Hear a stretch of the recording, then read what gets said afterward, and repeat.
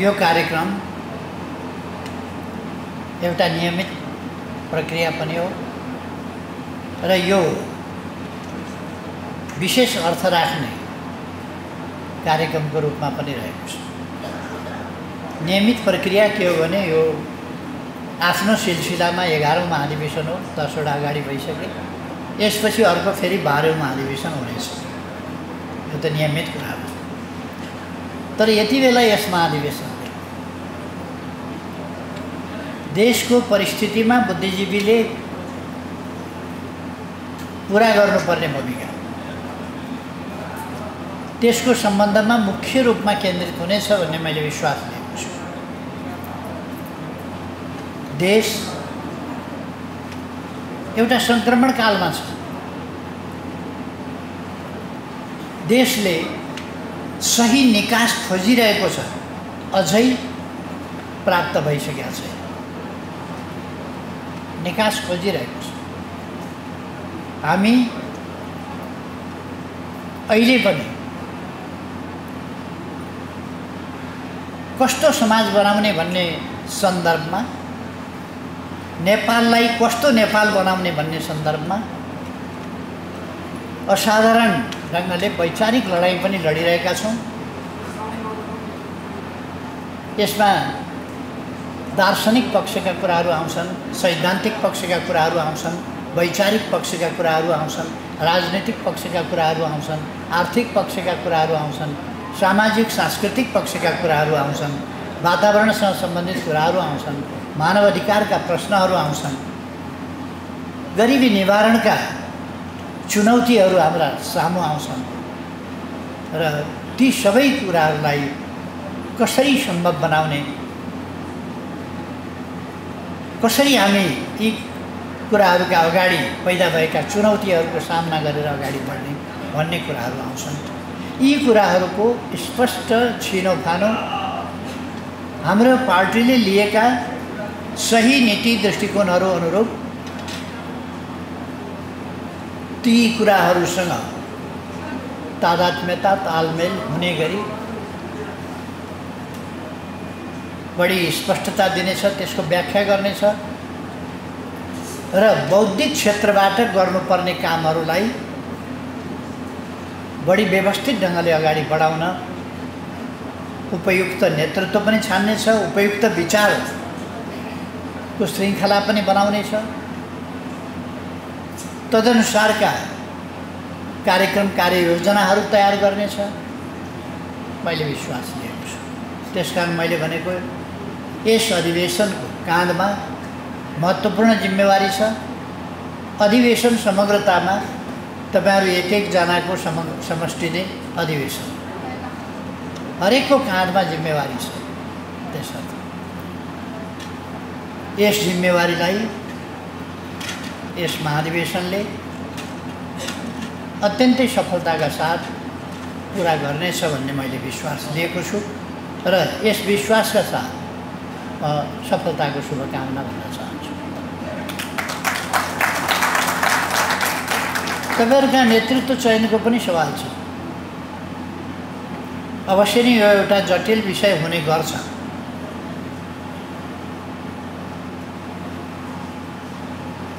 आफ्नो कामको मूल्याङ्कन प्राय मान्छेले अलि बढ्दै गरे हुन्छ।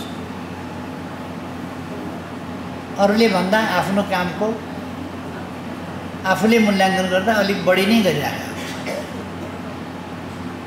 त्यसै कारण त ऊ भयो, उसले भन्ने म भयो, उसले भन्ने गरेको मेरो योगदान, मेरो काम, मेरो इतिहास हुने भयो। निज व्यक्तिले आफ्नो कामको बारेमा जति जानेको छ त्यति अरूले जानेको हुँदैन, त्यो पनि साँचो हो। जान्नुपर्ने जति अरूले पनि जानेको हुन्छ, त्यो पनि साँचो हो।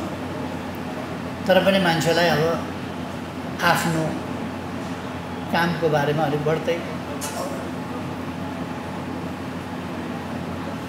वास्तवमा राम्ररी मूल्याङ्कन गर्ने हो भने त म नै अगाडि हो भन्ने धेरैलाई लागेको हुन सक्छ। यहाँ अब सम्मेलनले जति बल गरे पनि अध्यक्ष एउटै छान्न पाइन्छ, एउटा भन्दा बढी छान्न पाइँदैन। जतिजना योग्य भए पनि, योग्य थुप्रै हुनुहुन्छ त्यो म पनि मान्दछु, तर एकजना भन्दा बढी अध्यक्ष छान्न मिल्दैन। एकजना छान्नु परेपछि मेरो विचारमा आफ्नो र अरूको उचित मूल्याङ्कन गरेर सामूहिक भावनाका साथ पार्टीप्रतिको निष्ठा, काममा क्षमता र योगदान कस्तो सक्रियता कस्तो हुन्छ, व्यक्तिको निष्ठा हेर्नुस्, कार्यक्षमता हेर्नुस् व्यक्तिको, र व्यक्तिको सक्रियता पनि हेर्नुस्। कार्यक्षमता छ तर त्यसलाई प्रकट गर्दैन, व्यवहारमा कार्यान्वयन गर्दैन भने त्यो क्षमता के गर्ने?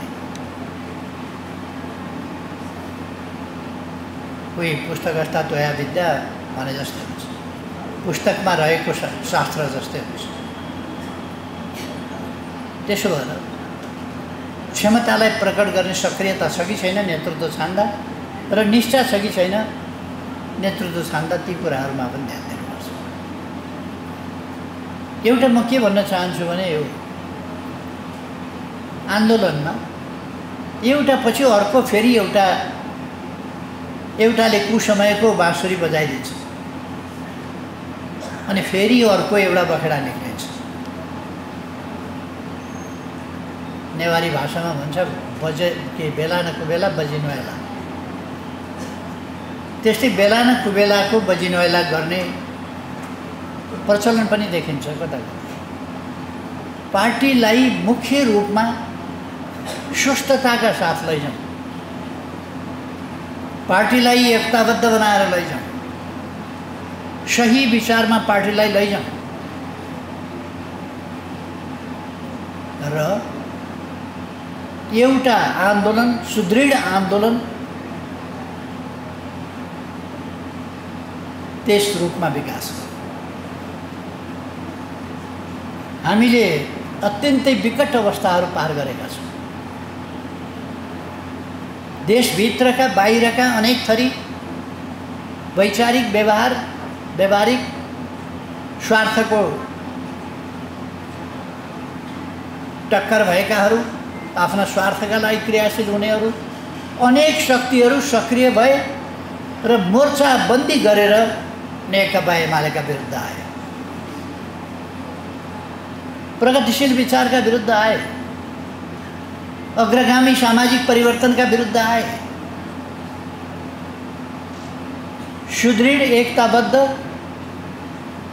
त्यस्तो पार्टीको विरुद्ध आए। हामीले त पार्टी त विस्तार गरेर एकता गरेर अनेक हिसाबले पार्टीलाई त झन्डै 2/3 ठाउँमा पुर्यायौँ। आजको दुनियाँमा कम्युनिस्ट सिद्ध्याउँछौँ भनेर पुँजीवादीहरू लागेका बेला नेपालमा हामीले अनेक ढङ्गले शक्तिलाई सुदृढ गर्दै 2/3 स्ट्रेन्थ बनायौँ।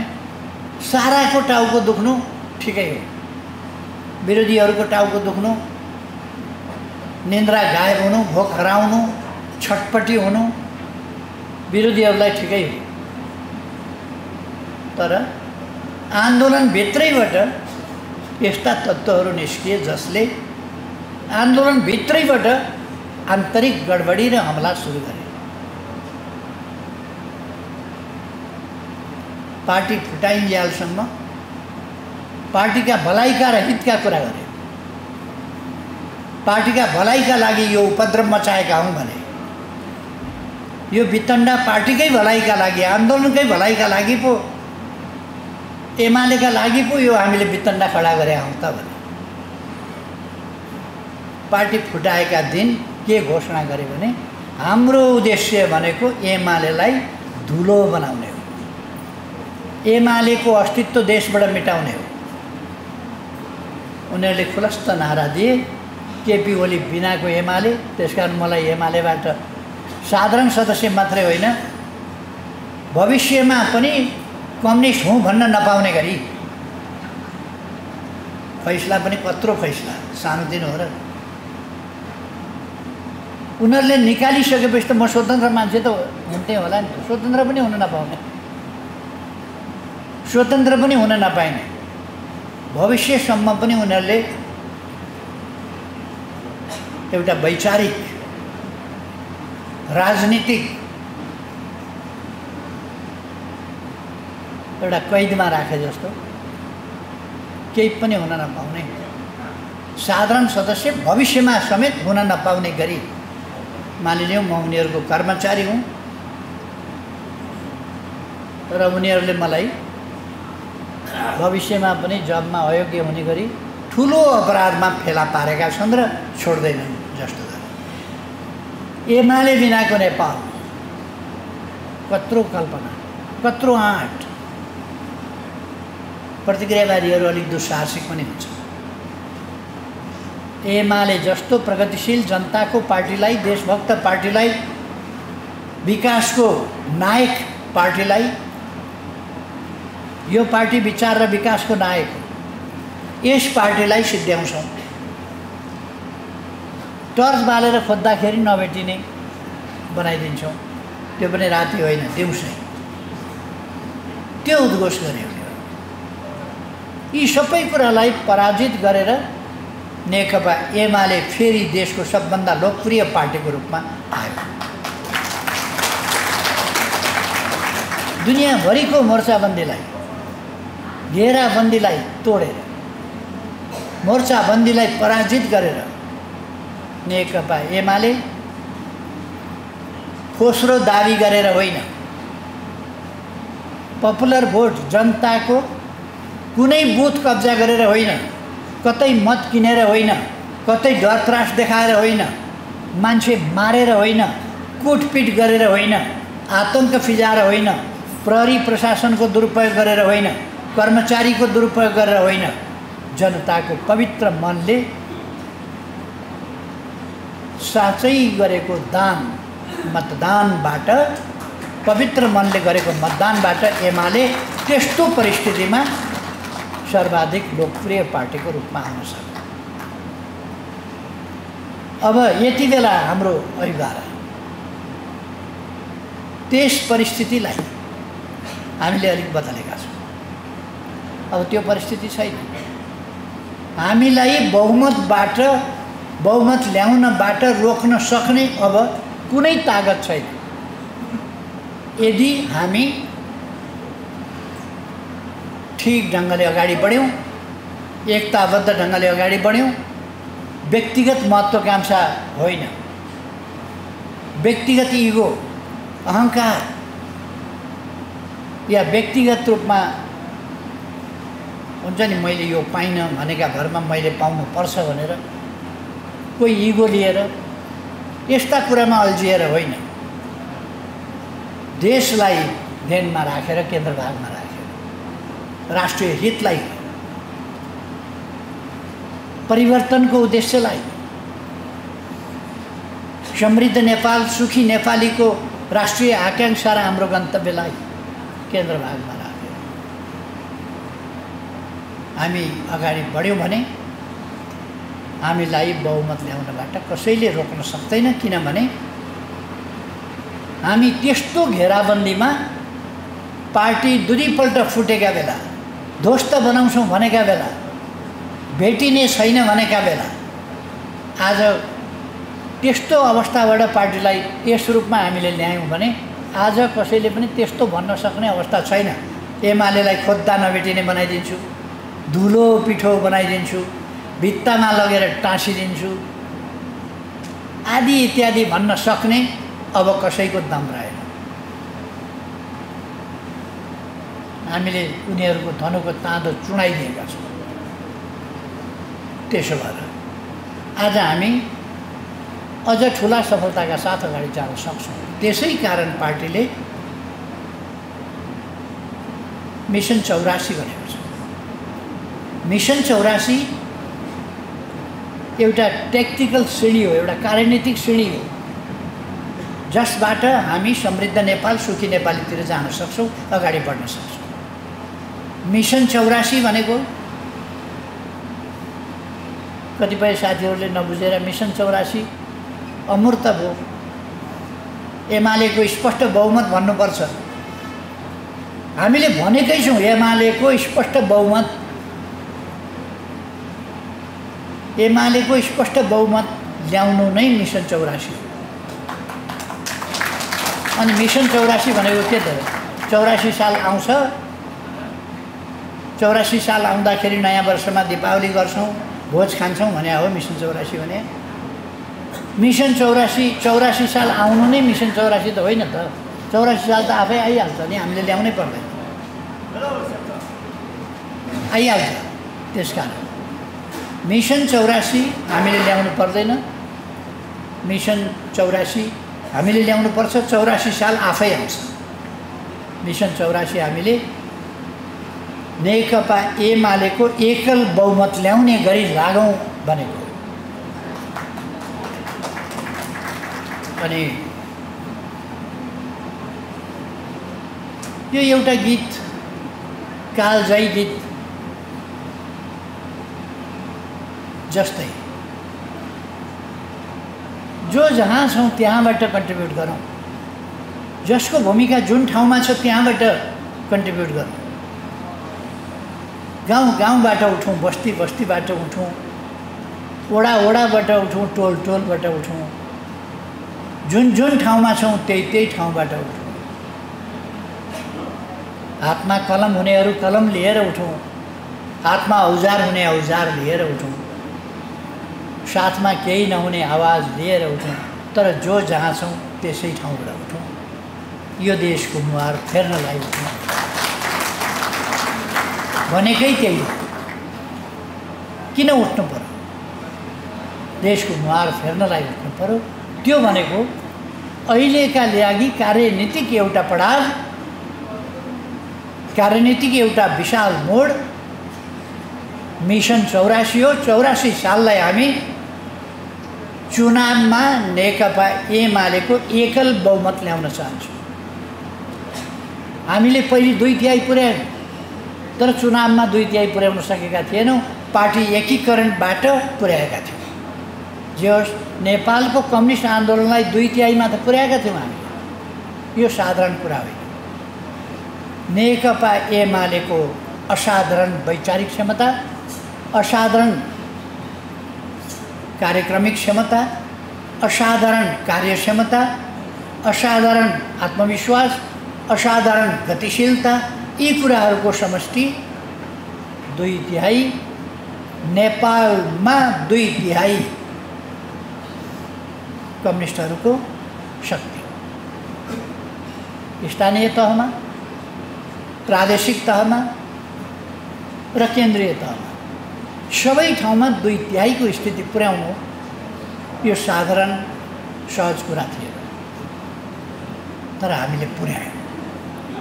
अब आज हामी जहाँ छौँ त्यहीँबाट हातमा कलम हुनेहरू कलम लिएर उठ। तपाईँहरूको हातमा कलम छ, तपाईँहरूको हातमा साथमा बौद्धिकता छ। तपाईँहरूले प्रयोग गर्ने बौद्धिकता हो, तपाईँहरूले प्रयोग गर्ने कलम हो, तपाईँहरूले प्रयोग गर्ने कुची होला, तपाईँहरूले प्रयोग गर्ने अरू चिजहरू होला। बौद्धिक जगतले प्रयोग गर्ने चिजहरूमा तपाईँहरू सक्रिय हुनुपर्छ। तपाईँसँग धन छ तर बाक्सामा राख्नुहुन्छ भने वर्षको 10% का दरले बाक्साभित्रै त्यो धन खिइन्छ। तपाईसँग ज्ञान छ, त्यसको प्रयोग गर्नु भएन भने वर्षमा 10% जसो त्यो ज्ञान पनि बाक्साभित्रै खिइन्छ, मस्तिष्कभित्रै खिइन्छ। यदि तपाईँहरूले पढाउनु भएको थिएन भने, तपाईँहरूले बौद्धिक काम गर्नुभएको थिएन भने तपाईँहरूको बौद्धिकता घटेर तल कहाँ पुगिसकेका हुन्थ्यो। जसले जति बौद्धिकतालाई चलायो त्यति बढी बौद्धिकता अभिवृद्धि हुन्छ। संस्कृतका श्लोकहरू प्राय सबैलाई थाहा होला। जति धेरै खर्च गर्यो त्यति बढ्दै जाने सम्पत्ति भनेको नै विद्या हो, ज्ञान हो, नलेज हो भन्ने कुरा। त्यसो भएर यसलाई हामीले आज हामी प्रयोग गरौँ भनेर देशले माग गरिरहेको छ। देशले माग गरिरहेको छ हामीसँग कि हामी बौद्धिकताको प्रयोग गरौँ। सक्रियताका साथ प्रयोग गरौँ, गलत चिजको खण्डन गरौँ, सही चिजलाई स्थापित गरौँ, रक्षा गरौँ, अगाडि बढाउँ। अब मैले यस सम्बन्धमा धेरै केही भनिरहनु पर्ला जस्तो लाग्दैन। यसका निम्ति तपाईहरू योग्य लिडरसिप छान्नुहोस्। यस बौद्धिकतालाई, यस धारलाई, यस बौद्धिक धारलाई, यस वैचारिक धारलाई रक्षा गर्ने, सुदृढ गर्ने, विकसित गर्ने काम यहाँ। यसलाई मनन गरेर अगाडि बढाउने योजनासहित नेतृत्व निर्माण गर्नुहोस्। मेरो आग्रह के छ भने किन एउटा हल्ला चलाउँछन्? म छक्क के पर्छु भने मिलेर जानुस् भन्दाखेरि चुनावै गर्न दिएन लिडरसिपले। अधिनायकवाद हो, तानाशाही हो भनेर। तानाशाही किन हुन्छ? मिलेर जानुस्, लडेर पनि एउटै अध्यक्ष हुने हो। उपयुक्त मूल्याङ्कन गरेर उपयुक्त मान्छेलाई छोड्नुहोस् न, त्यति पनि सकिन्न। मिलेर जानुहोस्। डेमोक्रेसी यहीँ चाहिँ डेमोक्रेसी छ्यालब्याल गर्नुपर्छ। कतिपय ठाउँमा त डेमोक्रेसी अझ बढ्दै गएको देखिन्छ। त्यस्तो डेमोक्रेसी नचलाऊ। डेमोक्रेसीका नाउँमा यदि सहमतिका साथ जान सकिन्छ, सबभन्दा राम्रो हो सहमतिका साथ जानुहोस्। मैले जहिले पनि त्यही भन्छु। सहमतिका साथ कदम कदाचित जान सक्नुहुन्न भने चुनाव लड्न कसैलाई रोकिँदैन। चुनाव लड्नुहोस्, शुभकामना छ, जित्नुहोस्। जो उम्मेदवार हुनुहुन्छ जित्नुहोस्, मेरो शुभकामना छ। एउटाले मात्रै जित्छ, एउटा पोस्टमा, याद राख्नुहोस्। जुन पोस्ट छ त्यसमा उसैले जित्छ, सबैले जित्दैन। तर परिणाम नआएसम्म मेरो सबैलाई शुभकामना। मेरो भनेको मैले पार्टीकै तर्फबाट दिएको हो शुभकामना। सबैलाई शुभकामना। परिणाम आएपछि काहीँ कुहीँ नगर्नुहोस्। सहमति भए पनि सहमति गर्ने बेलामा गर्ने, पछि के गर्ने बाध्य बनाएर चाहिँ नि चुनाव लड्नै दिएनन्। अत्यधिक मतले मै जित्थेँ भन्ने गरी सहमति पनि नगर्नुहोस्। सहमति गरेर गइसकेपछि त्यो सहमतिलाई हाँसी खुसीका साथ बोकेर जाने, त्यसलाई अपनाएर जाने, त्यसलाई समर्थन गरेर जाने गरी अगाडि बढ्नुहोस्। हुन सकिँदैन चुनाव गर्नुहोस्। चुनावमा जे परिणाम आउँछ, जित्नेले सबै साथीहरूलाई समेटेर लानुहोस्। जो पराजित हुन्छ, जसले जित्दैन, आजकल एउटा शब्द आएको छ, हारे भन्ने आउँदैन, म उपविजेता भएँ भन्ने चलन छ। त्यस कारण त्यही ठान्नुहोस्। हारेपछि मैले हारेँ नभन्नुहोस्, उपविजेता भएँ भन्नुहोस्। फेरि मिलेर काम गर्न तयार हुनुहोस्। फेरि एकताबद्ध भएर काम गर्न तयार हुनुहोस्।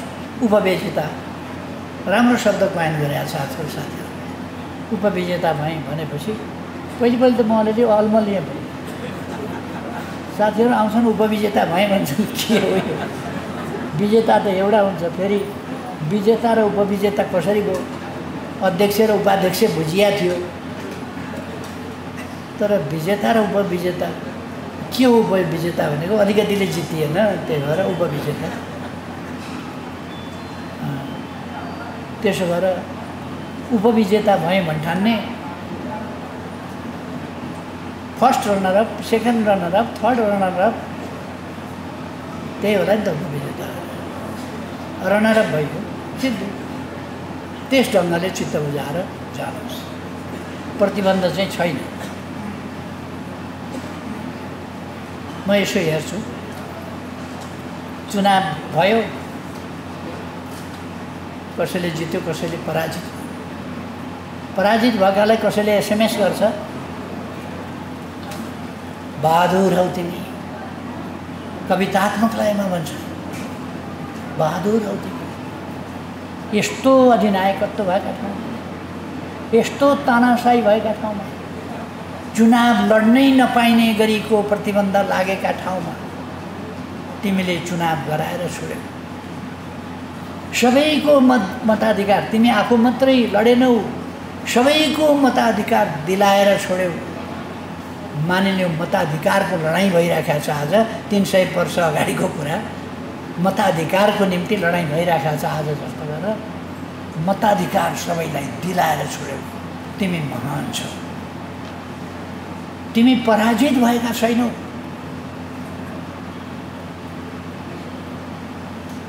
भोटमा त हारे तर तिमी पराजित भएका छैनौ तिमीले डेमोक्रेसीलाई जितायौ यस्ता बकापूर्ण सोचहरू अनि चुनाव चाहिँ कसले गर्न दियो त त्यो संस्थाले नै चुनाव गराएको होइन एकताबद्ध गराउने प्रयास भयो एकताबद्ध भएको भए झन् राम्रो हुन्थ्यो चुनाव लडाएर फ्याक गर्न खोज्ने अनि फ्याक भएपछि एउटा फ्याक लिएर हिँड्न खोज्ने कुरा नहोस् भनेर सहमति होस् भनियो सहमति हुँदैन भने चुनाव होस् भनियो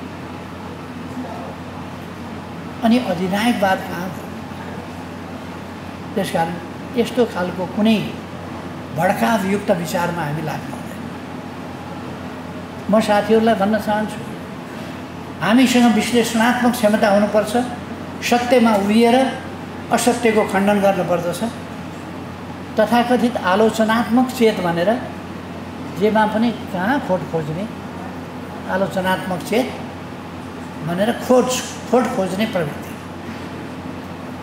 यो आवश्यक छैन कहाँ गल्ती भेटिन्छ कहाँ खोट लाउन पाइन्छ कहाँ अर्ग्यालाई देखाउन पाउँछ त्यो खोजेर कुनै बौद्धिक व्यक्तित्व हुने होइन सही ठम्ब्याउन सक्ने सहीको पक्षमा उभिन सक्ने यो आलोचनात्मक चेत भएका मान्छेहरू सोकल आलोचनात्मक चेत तिनीहरूले तपाईले सही आर्टिकल लेख्नुभयो भने तपाईँ पनि झोले हुनुभएछ किन तपाईले विरोध गर्नु भएन नि सही कुराको भ्रष्टाचारीको विरोधमा उफ्रिए पनि हुने भ्रष्टाचारीको विरोधमा नारा लगाए पनि हुने भ्रष्टाचारीका विरोधमा आन्दोलन गरे पनि हुने ढुङ्गा मुढा गरे पनि हुने फालिसकेको राजतन्त्रको पक्षमा म त रैतान हुन तयार छु भनेर नारा लाउन हुने म एउटा स्वतन्त्र मानव होइन एउटा नागरिक सर्वोच्चता स्वीकार्ने मान्छे होइन म प्रभुको दास हुन तयार मान्छे हुँ भनेर कबुलियतनामा गर्न लाज नहुने ती झोले नहुने सबै मानिस स्वतन्त्र छन् 2500 वर्ष अगाडि प्लेटोले बुझेको कुरा भनेको कुरा 2500 वर्ष अगाडि भनेको कुरा आज आएर नबुझ्ने पनि फेरि झोला नबोक्ने स्वतन्त्र मानव भैटो पल्ने त्योभन्दा पराकाष्ठा के हुन्छ गुलामीको त्यसकारण यी गुलामी मनोवृत्तिका दास मनोवृत्तिका मान्छेहरूका तथाकथित निष्पक्षताका आलोचनात्मक चेतका यस्ता कुराहरूका कुनै भ्रममा नपरौँ र सही कुरालाई समर्थन गर्दा झोले मलाई अलिकति पनि अप्ठ्यारो लाग्दैन म जनताको झोला बोकेर हिँड्ने मान्छे हुँ जनताका हितहरूको झोला बोक्ने राष्ट्रका इज्जतको राष्ट्रका हितहरूको झोला बोक्ने राष्ट्रको गौरवको झोला बोक्ने र गौरवको झन्डा माथि उठाउने परिवर्तनको झन्डा माथि उठाउने एउटा झोले हो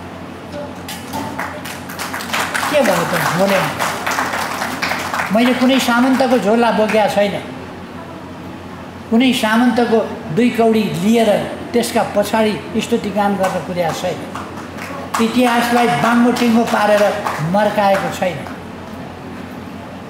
हो त्यस्तो झोला इतिहास नमर्काउने नबग्याउने इतिहासलाई जस्ताका तस्तै बुझ्ने राख्ने इतिहासलाई सही बाटोमा अगाडि बढाउँदा म नेकपा एमालेको झोले हो म यस देशका जनताको झोले हो अब भयो चित्त बुझ्यो प्रतिक्रियावादीहरूलाई म कबुल गर्छु झोले हो झोला बोकेर हिँड्यो यी झोला किन बनेका भने यी झोला किन बने बोक्न होइन राम्रा कुरा बोक्न बनेका झोला दलाली झोलाभरि हालेर बोक्छन् यिनीहरू राम्रा कुरा बोकेन त्यो झोलामा। झोले हुनुमा गर्व छ तर राम्रा कुरा बोकेर हिँड्नमा गर्व छ। त्यसर्थ हाम्रो बुद्धिजीवी साथीहरूले 4वटा कमेन्ट आए भन्दै बुस्ट गरेका सोकल्ड कमेन्ट, त्यहाँभित्र मान्छे छैन। मसिन खेलाएर अर्काको चरित्र हत्या गरेर मसिन प्रयोग गरेर हत्या गरिएको छ। त्यस्ताहरूका कमेन्टका पछाडि नलाग्नुहोस्। त्यो त जे हरायो त्यही गर्ने बिचरा मसिनको कुरा हो, मान्छेको बुद्धिको कुरा हो। अर्को, हामीलाई झोले भन्नेहरू पनि देख्दा मात्रै मान्छे जस्ता हुन्, ती वास्तवमा एक प्रकारका मानव मसिन जस्तै हुँदैन। मसिन जे आदेश आउँछ त्यही पालना गर्ने। कहिले कहिले हुकुम लिन कुन निवासमा कता को भेला भए भन्ने सुनिन्छ, हुकुम लिन गएका थिए। यसरी निर्णय हुँदैन, अधिवेशनबाट निर्णय हुने होइन, हुकुमबाट निर्देशन हुन्छ, त्यही पालना गर्छ। मैले अस्ति गणतन्त्र दिवसका दिन पनि भनेको थिएँ, हुकुमबाट निर्देशित हुने हो। तसर्थ म आग्रह गर्न चाहन्छु साथीहरूलाई, ढुक्क भएर यो देशको अग्रगामी परिवर्तनको झन्डालाई माथि उठाएर हिँड्नुहोस्, राष्ट्रिय हित र स्वाभिमानको झन्डालाई माथि उठाएर हिँड्नुहोस्। नेपाली जनतालाई विभिन्न ढङ्गले विभाजित गर्न खोजिन्छ, जात जातमा, भूगोल भूगोलमा, भाषा भाषामा, धर्म धर्ममा, अनेक कुरामा विभाजित गर्न खोजिन्छ। यो र त्यो भनेर जनतालाई विभाजित हुन नदिनुहोस्। हामी विभाजित नहौँ, हामीमा साम्प्रदायिकता नपसोस्, हामीमा राष्ट्रिय एकताको भाव, एकताका साथ हामी राष्ट्र निर्माणका काममा अगाडि बढ्नुपर्छ। त्यही काम बुद्धिजीवी परिषदबाट होस्। मैले त बुद्धिजीवी परिषद पनि बौद्धिक परिषद, यो बुद्धिजीवीका ठाउँमा बौद्धिक राख्नुपर्छ भनेर पहिलेदेखि प्रस्ताव गरेको छु। अधिवेशनले त्यो पास गरे पनि हुन्छ। नेपाल बुद्धिजीवी भनेको त बुद्धिको भरमा बाँच्ने मात्रै हो। तपाईँहरू यो बाँच्नका लागि बुद्धि प्रयोग गर्ने मात्रै मान्छे होइन, तपाईँहरू बौद्धिक जगत हो, बौद्धिक आन्दोलनका अभियन्ताहरू हो, बौद्धिक सर्जकहरू हो। कहाँको जीवी, कहाँको जीविका, कहाँका चरामुसाको धन्दा,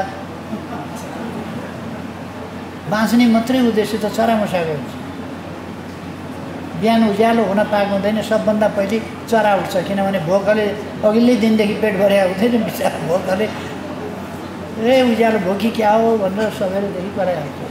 किन उसलाई भोकको समस्या छ नि। आँखादेखि थाल्यो भने त हेरेर खोज्नु पऱ्यो, कहीँ टिप्नु पऱ्यो, कहीँ मन्दिरमा केही पूजासुजा गरेर यसो चढाए कि त्यो हेर्नु पऱ्यो, कतै हेर्नु पऱ्यो। कोही कतै मासु काट्न थाल्यो कि त्यसको यताउता केही फ्याँक्न ओर्न थाल्यो कि त्यो हेर्नु पऱ्यो, खोज्नु पऱ्यो, कहाँ कहाँ जम्मा हुने हो, कुन कुन स्टेसन कहाँ कहाँ पुग्नु पर्ने हो। त्यही काम त हाम्रो होइन। जे होस्,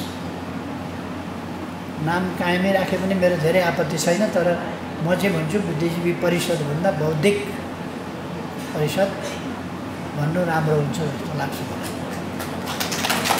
अब तपाईँहरू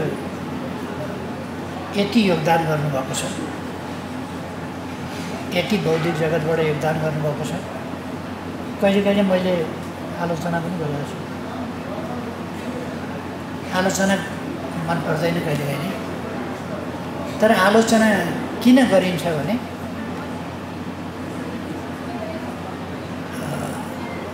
विरोधीलाई विरोध गरिन्छ, आफ्नोलाई आलोचना सुझाव दिइन्छ, यसो गर्नुहोस् यसो गर्नुहोस् भनेर विरोधीलाई विरोध गरिन्छ।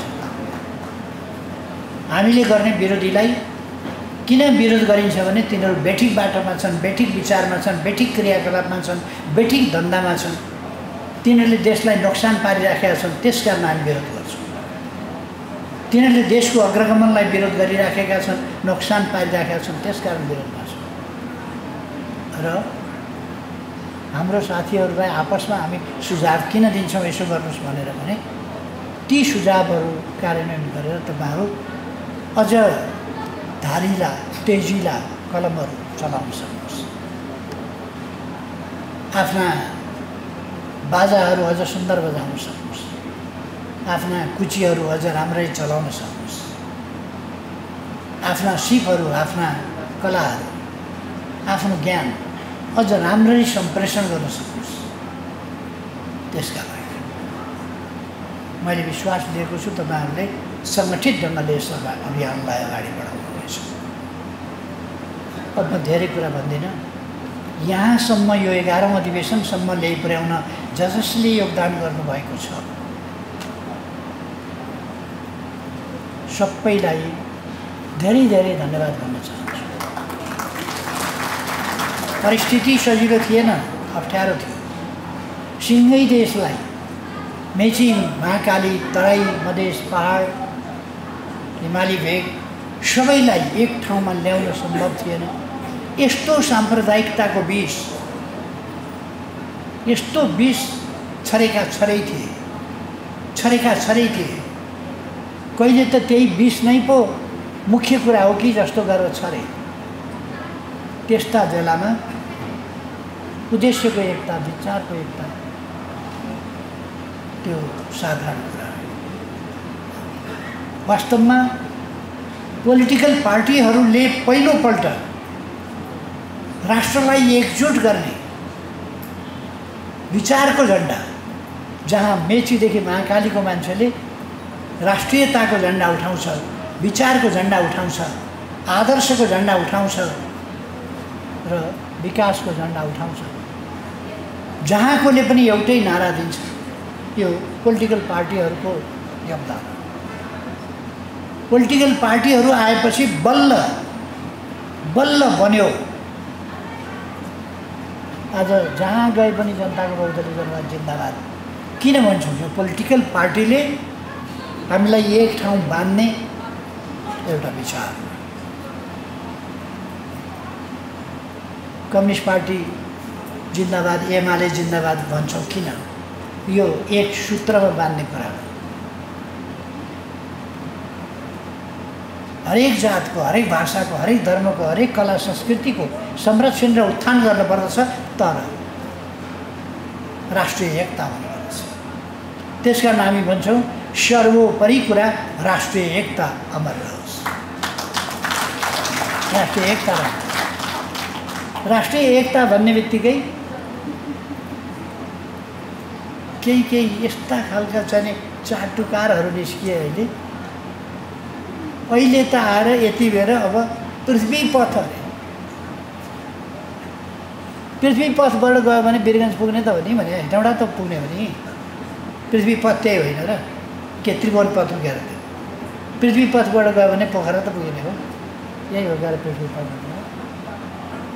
पृथ्वी पथ 250 वर्ष अगाडिको कुरा ल्याएर यति बेर देशको विकास, देशलाई एकताबद्ध बनाउनु छ। पृथ्वी पथले के एकताबद्ध, मारकाट गरेर एकताबद्ध गर्ने?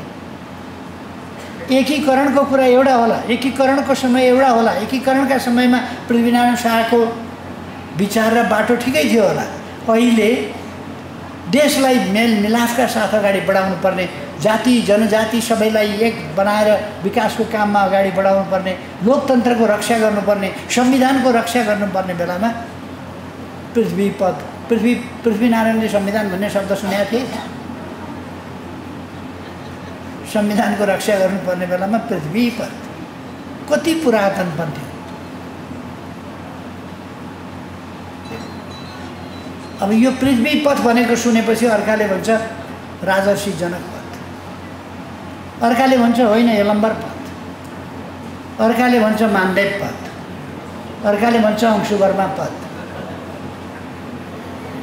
अर्काले भन्छ कुनै के जाति चल्ल पथ, अर्काले भन्छ के जाति मल्ल पथ। यी चल्ल पथ र मल्ल पथ, के जाति पथ र के जाति पथ इतिहासका पथ खोज्ने कि आजका आवश्यकता अनुसारका, आजका विचार अनुसारका जनताको बहुदलीय जनवादको बाटोबाट अगाडि बढ्ने कि 250 वर्ष अगाडिका आज सान्दर्भिक भएका त्यति बेरका महत्त्वपूर्ण कुरा होला त्यति बेरका महत्त्वपूर्ण कुरा भए पनि आज तिनले बाटो देखाउन सक्दैन। आजका लागि आजका आवश्यकता अनुसारका नीति चाहिन्छ। अब विशेनगरजीको 1 रुपियाँ कि 1 सुका खोजेर राष्ट्र बलियो बनाउँछु भन्ने कुराले हुन्छ, त्यति बेला भयो होला। आज हरेकले उद्यमशीलतामा जान जरुरी छ। हामी उद्यमशीलताका कुरा गरिरहेका छौँ। अब विशेनगरजी त्यसो भएर हामी राष्ट्रियताका राष्ट्रका कुरा गर्दैछौँ। पृथ्वीनारायण शाहले त आफू बाहेक अरूलाई त मास्ने कुरा गर्थे त। अनि मासेको होइन, पृथ्वीनारायण शाहपछि पनि अनेक रजौटाहरू मासेको होइन। आज त राष्ट्र जोगाउनु र एकताबद्ध बनाउनु छ। त्यति बेर मास्नु र एकीकरण गर्नु थियो। अनि उद्देश्य मिल्छ, विचार मिल्छ, कुरा मिल्छ, समय मिल्छ, परिस्थिति मिल्छ। के किन ल्याए भनेर चाहिँ पृथ्वी पर 13औं सन्तान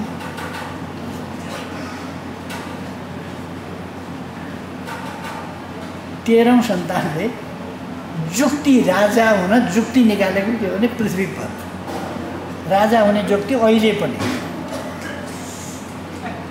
आजको समय राजा रजौटाहरूको समय होइन, तानाशाहहरूको समय होइन।